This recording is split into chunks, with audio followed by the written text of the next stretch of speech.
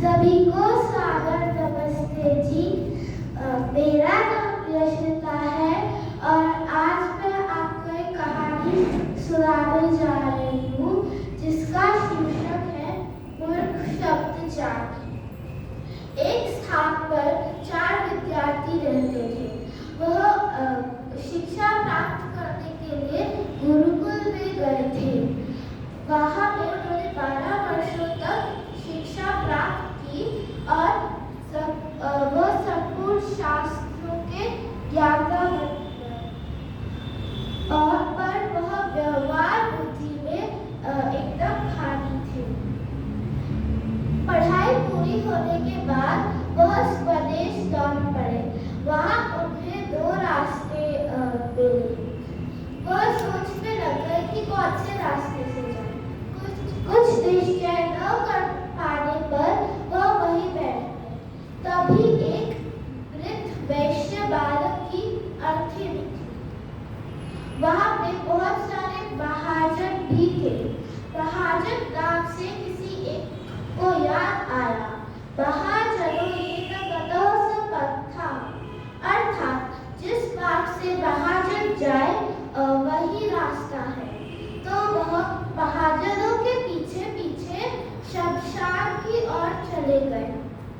थोड़ी दूर शमशान में उन्हें एक गधा मिला। वह गधे को देखा तो उन्हें एक शास्त्र की एक बात याद आ गई। राजद्वारे शमशाने च यस्तिष्ठति स बद्धः, अर्थात राजद्वार और शमशान में जो खड़ा हो वह आपका भाई होता है। फिर उन चारों ने शमशान में खड़े गधे को अपना भाई बना लिया। इतने में एक ऊंट उधर से गुजरा। वह बहुत तेजी से भाग रहा था। उन्होंने ऐसा प्राणी कभी भी नहीं देखा था।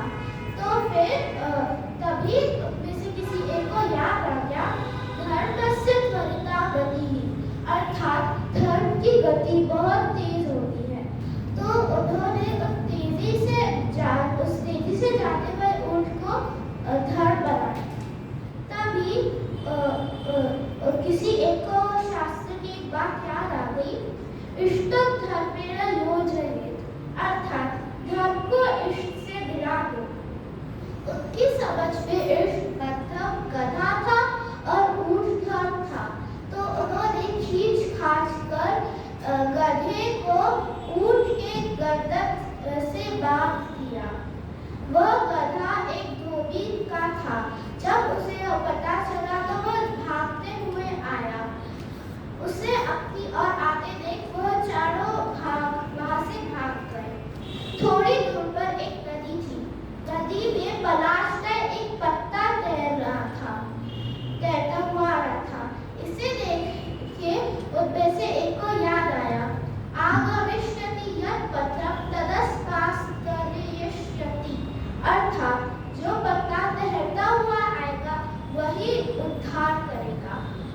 उद्धार की इच्छा से वह उस पे लेट गया। तो फिर जब वो पत्ता डूबने लगा तो वह भी डूबने लगा।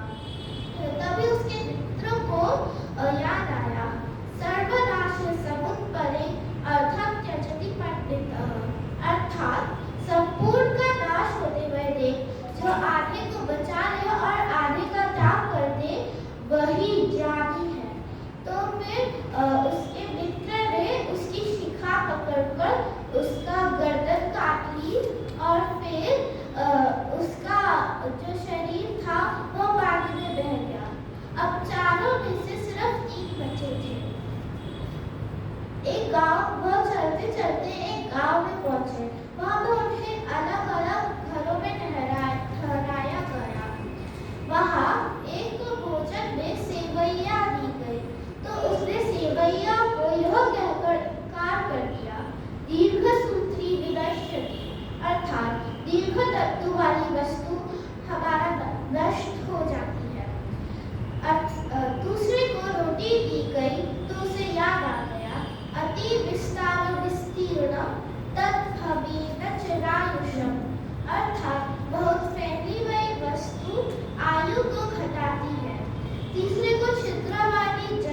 की हुई